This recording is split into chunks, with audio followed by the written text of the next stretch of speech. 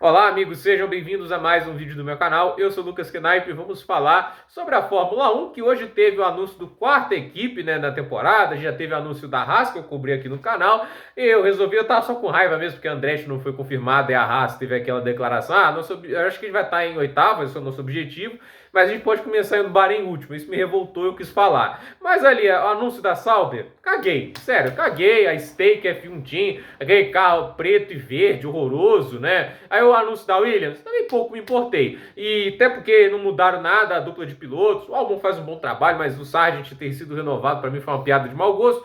E assim, o pintura não mudou nada, entende? A pintura é a mesma coisa de antes, e agora a gente tem a Alpine, que muda a pintura, mas pelo fato de ter menos pintura, menos tinta no carro, né? O carro tá bem mais preto, no final a estética da fibra de carbono mesmo, que não tem nenhuma pintura por cima. E essas pessoas devem estar se perguntando, mas por que está acontecendo isso, gente? Porque os carros de Fórmula 1 têm menos pintura e cada vez mais se parecem com os outros, né?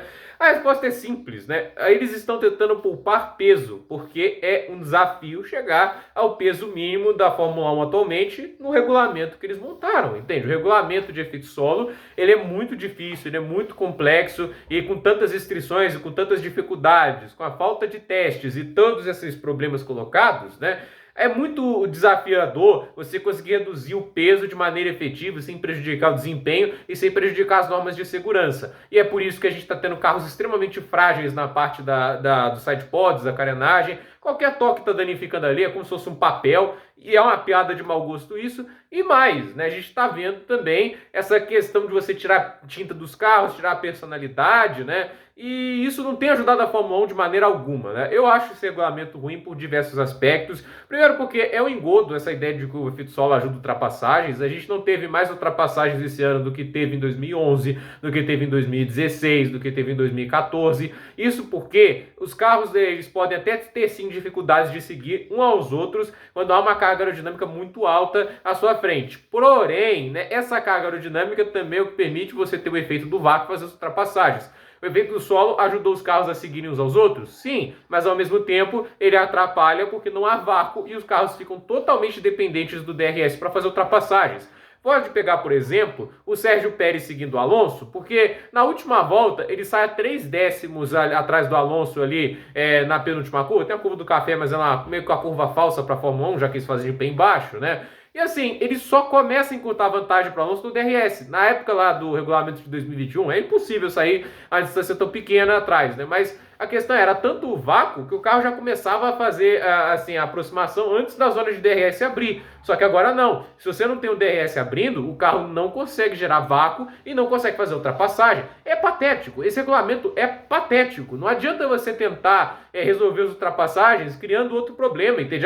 Eu estou ajudando a perseguição do piloto à frente, mas eu cortei o efeito do vácuo. Isso deixa, inclusive, as ultrapassagens mais artificiais. Isso porque a Fórmula 1 se recusa a fazer o caminho mais simples e óbvio, entende? Né? De dar mais liberdade às equipes projetarem os carros, carros menores, carros mais dinâmicos e principalmente, né, pneus que se desgastem mais rápido, porque essa ideia de pneus que duram a corrida inteira é horrível para o espetáculo e a ideia é piorar. A Liberty Media não tem consciência nenhuma do que é preciso fazer para melhorar a Fórmula 1. E agora com esse regulamento em que você tem um assoalho muito diferente, que ele é muito maior, mais pesado, mais complexo, né? E tem uma altura maior. Mas o assoalho era reto, entende? Não tinha tanta complexidade como tem hoje. Você tem muito mais peso, tem mais dificuldade para posicionar o motor, os radiadores, todos os componentes do carro, os quadros de suspensão têm que ser modificados. Tudo isso acaba gerando mais dificuldade para projetar o carro e, obviamente, leva a mais peso. O motor híbrido, ele não é igual o motor que a BMW dava para a Williams em 2003, aquele V10,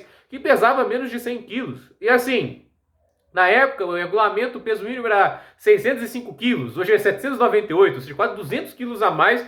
E lá era tranquilo fazer, porque os carros eram menores, eram mais práticos, os motores eram simples. Então, assim, a verdade é que assim, a Fórmula 1 foi se complicando, foi para um caminho que tudo ficou mais difícil. E com o motor híbrido desse jeito, né? Aí acontece o quê? Os carros ficam tão pesados, a distribuição de peso fica tão difícil de se achar, que você tem que sempre achar um ponto de equilíbrio. Não adianta você fazer um carro leve, ele não tem uma boa distribuição de peso, senão ele vai desgastar pneus de maneira desordenada, ele vai ter menos desempenho, vai ter menos equilíbrio. equilíbrio. Então, você tem que fazer o carro lá pensando no equilíbrio todo dele e depois arrumar um jeito de tirar o peso. E no final, chega um ponto que as equipes não conseguem alcançar os 798 quilos. Eles têm que apelar para tirar a pintura, porque a pintura do carro pesa, acho que 8 quilos ou 9, né, no carro inteiro, né? Antes isso não era um problema, né? Até porque uma pintura era boa para dar uma identificação mais normal ao carro e, é claro, para ajudar na questão dos patrocinadores, né? Patrocinadores, inclusive, já definiram muitas pinturas na Fórmula 1, é só lembrar da Williams Indy Field, né, de 99, o carro vermelho da Williams, já aconteceu, né?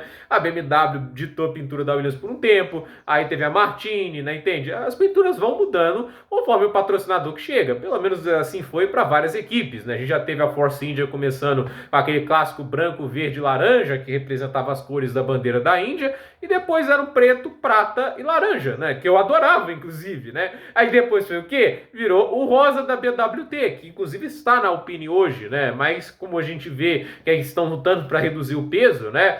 Acaba que fica esse carro sem graça e genérico, né? E assim, a gente teve, por exemplo, né, uma situação em que a Williams ano passado, ela tinha, com o passado ano, só ficava cada vez com menos pintura, né? Isso é basicamente o desespero. Eles não têm como mais reduzir o peso do carro sem prejudicar a estrutura dele, sem prejudicar o desempenho. Eles têm que apelar para isso. São carros que, obviamente, não devem estar batendo no peso mínimo, estão muito perto do limite para tal.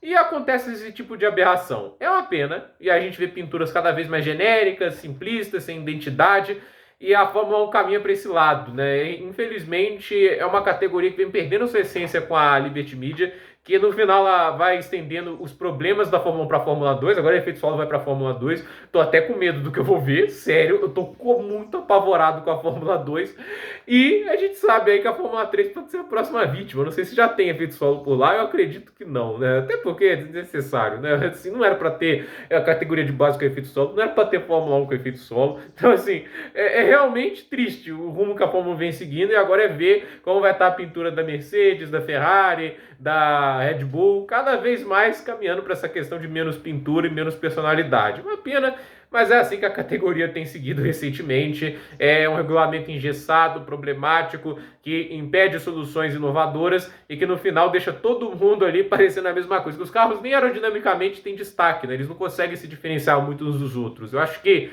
vai ser assim fácil reconhecer apenas a Ferrari e a Red Bull, porque eles nunca mudam a pintura direita, a Ferrari sempre tem vermelho por causa da tradição. Acho que é isso, né? De resto, todas as equipes vão estar assim, né? Quase pretas e quase sem nenhum tipo de identificação normal. Você tem que se aproximar mais para ver os patrocinadores aí sim diferenciar. Gente, por esse vídeo é isso. Dúvida nos comentários, deixe seu like, se inscreva no canal, compartilhe esse vídeo e até o próximo vídeo.